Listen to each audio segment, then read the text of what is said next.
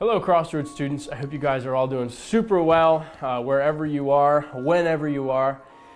We have been talking about this character named Moses a lot at our Eldersburg campus, and I just wanted to bring him on this devotional as well, because I think Moses and Moses' life has so much to offer us when it comes to understanding God and understanding our role that we play. And so I want to look in a really cool story in Moses' life. And this is actually when Moses had just successfully led the children of Israel out of Egypt. And Moses, as you know, was called to lead the children out of Egypt, the children of Israel out of Egypt. And I just want to clarify, when I say children of Israel, I just mean the Israelites. And that's a term that we all use, the children of Israel.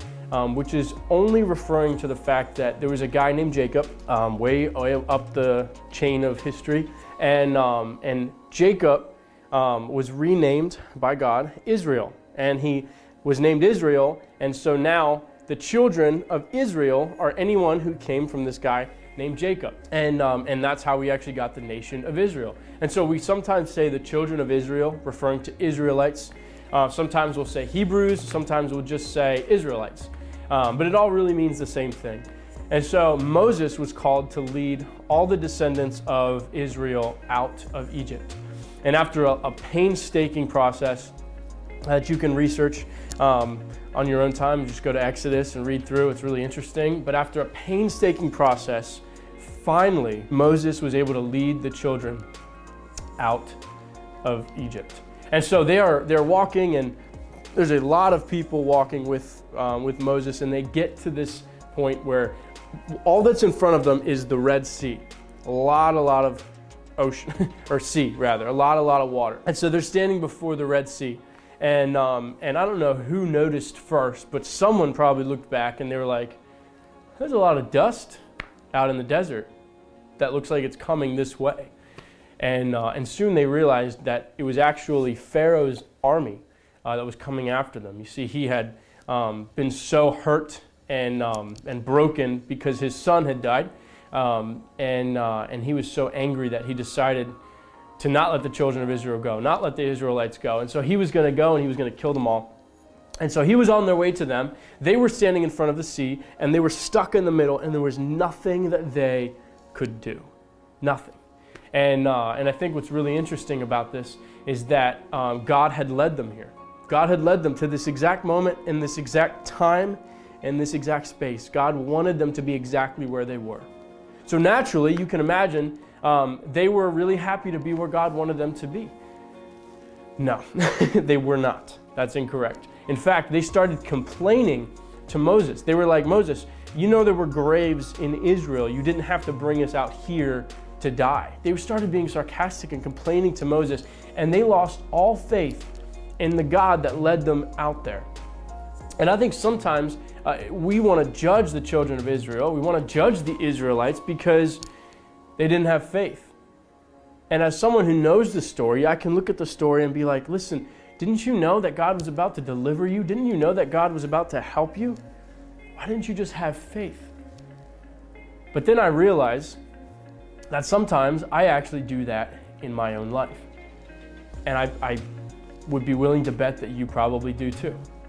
God leads us to places in life, and sometimes you can feel like that you followed God's will for your life, that you followed what God was leading you to do, yet you still end up in this place where you look around and feel like you have enemies on all sides. Where you look around and you feel like this might just be it. This might just be the end. And you can wonder, God, why did you bring me here? God, what did I do to deserve this? To feel like I have death on this side and death on this side, where I feel like I'm just a miserable failure. And there will be moments in your life like that. But moments like that don't mean that God is not there. In fact, Moses asked God, he's like, listen, I don't see a way out of this one. I don't know what's going on here. I don't know what we're going to do. And God told him exactly what to do. And what Moses said to the children of Israel was so interesting. Moses looks at them and he says, hey, Fear not, stand still, and you are going to see salvation. And that's exactly what they did. Somehow. It wouldn't have been my reaction to fear not or stand still. But that's what they did.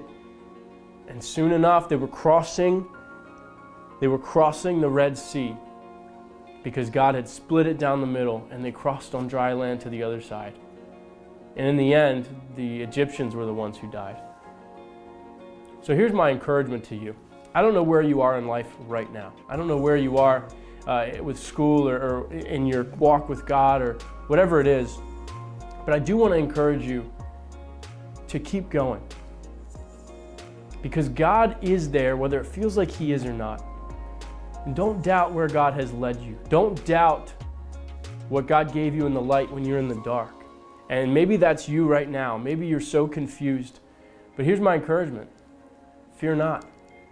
Stand still and you will see the salvation. You will see what God's doing in your life.